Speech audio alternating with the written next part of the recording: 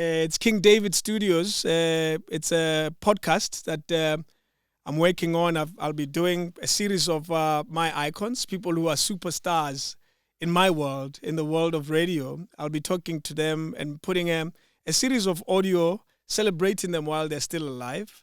It'll spread all over the world. Some of it will play definitely on radio. And I decided today to invite another legend in my world, Tom Mphatsoe. How are you doing? Very well. I'm glad. Very well, Mashabela. It's a pleasure. Thank you very much. I'm glad you gave us your time. I remember when I spoke to you 2 days ago or yesterday, you said you have way more time. Your time is different now. Absolutely. At this age, you've lived.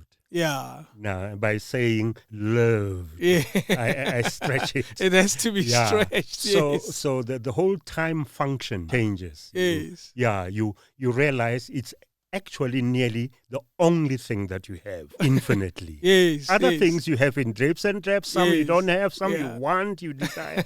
But time is always coming in constantly and never leaves you. So you find that you have more than you used to at some point in your life. Actually, you had it then. It's just the mindset. Tell me about having it then and the mindset being different, because I think I have very little now.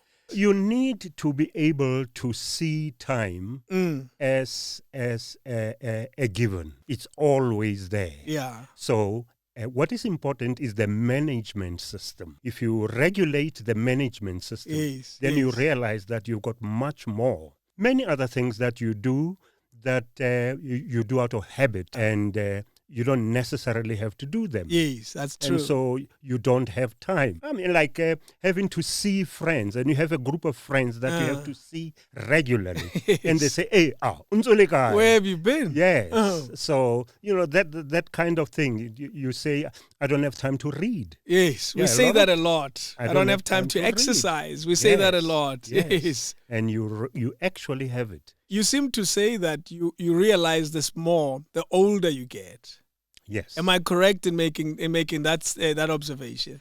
I think the older you get, the better you visualize. Okay. You actually visualize the whole spectrum of yourself and time and life. You see it in a broader, in a broader sense. Yeah, like Einstein's relativity theory. If you're sitting and you're looking through a small window, then you see that part. But if you're perspective is different. If you're sitting on top of the van, then you see a much different perspective. So as you grow older, you see a broader vision, a broader angle. If you had to give only one advice towards this life experience, just one. You had just one to say. And they say Steve Jobs, when he passed away, his last words were, wow. He said, wow. It's a beautiful journey. Exactly, yeah. It's an incredible journey. It's wonderful. Yeah. It's amazing. And it's not about what you have. We get caught up in what we need rather than appreciating what we have. The little that we have. Yes. Yeah. Yes. And so what you need blurs the screen. Yes. And we sit in there crying about getting what we need and thinking about it all the time. When what we have, if we spend more time looking at it and working with it, then we would have more. So we're always looking out the window. Absolutely. And not appreciating the little you have in your house. Yeah, you see the trees. Yes. You don't see the forest. Where were you born? That's a good one. Where were you born? I was born in Sharpeville. Okay. Yeah. Wow. My mom came from Sharpeville, and my dad came from the Free State, from a small town called Wessersbron. They met in Terfontein. Kuriperi. Yeah, Terfontein. My father was working in the kitchens, and my mother, her aunt, was working next door. Okay. So where my father was working. So my mother would visit her aunt during school holidays or whatever. Well, they hadn't really been to school. And they met. They met. And, and you're the result of that. Absolutely. My mom got pregnant, went back home. I was born. I was left with my granny and the old man. My mom came back to her boyfriend. And my aunt, my father's elder sister, was in Sofar Town. Okay. So my father went to Sofar Town when they came to Meadowlands. He town, also got a permit to come to Meadowlands. Yes. And when I was 6, I came back from Sharpeville and started school in Meadowlands. I sang at school in church choir, and I was an entertainer at school. Yeah. Even at Tefluop, I was You known. were there. I was known to be an entertainer. Yeah.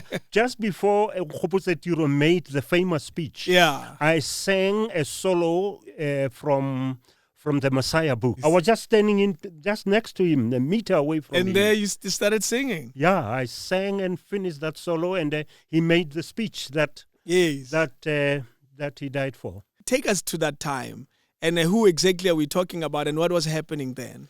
1972, SASO had just come in. We had just become conscious of ourselves as black people, as capable, as people that can be anything that we want to be. Exactly. Steve Biko was a genius. And that's the things that Steve Biko said, you haven't heard them spoken and spoken in public ever since then. Not in the context that he put it. Before and after. Absolutely. I remember I met him and I actually didn't listen to him on podium. He used to come at the campus. And, So we're all conscious. In 1972, it was graduation day. The chairperson of the SRC had to make a speech. And he made that speech. What was at the core of the message? At the core of the message was, we are graduating. Our parents came from home to watch us graduate. But they are standing outside looking at us through windows. They were not allowed in. Yes. And the whole place was full of white people. And actually, as he said it, because I was standing next to him, I actually became conscious. That the hall was full of white people who didn't know all these people who didn't care a damn about them, but they were all seated. And the parents of the people that were graduating were peeping through the window and the door. And, Wow. What a time. And what was the reaction? I tell you, it was not palatable. It wasn't easy to take. By the audience in question. And there they were. And then I think the chancellor turned pink. This we didn't see coming. And the following, that was Saturday. On Monday, the message came that the university was closed. Whoa. We had to pack up. I remember as I was packing up, I was in my room. I had my little trunk. Then I was packing up. I thought to myself that I'm leaving. And I'm not coming. You're not coming back here. I remember talking to myself. What was the reason for the closure? I can tell what led to it, but what was the reason given? We are closing for a little bit. No, there wasn't talk about a little bit. No, it was we are closing the university. We are closing the university. The SRC just got a message from the authorities that the university is closing. I did a lot of 10 years of hard work. Jeez. 10 years of hard work. I would have to do my program at Metro. I would have to go to TV. I read more than 10,000 radio ads. Gee, I know all about it. No. I know all. And joining Metro, you joined in as a presenter or as a newsreader? Which role did you play? No. Presenters as were a presenter. No. Presenters were newsreaders. Were newsreaders, Then. Tell me more about it just comes in. One of the journalist comes in and you play a song. You look at the news. And then here's the news at 1:00. And out of a song, you read the news. You read the news. How times have changed. How times have so changed. Absolutely. And that was it. Do you remember which show you did first at Metro? When we started, for the first we were there for 13 years before the whole thing happened. Yes. We'll talk about the thing. The thing. Ah, 13 okay. years, eh? Yeah.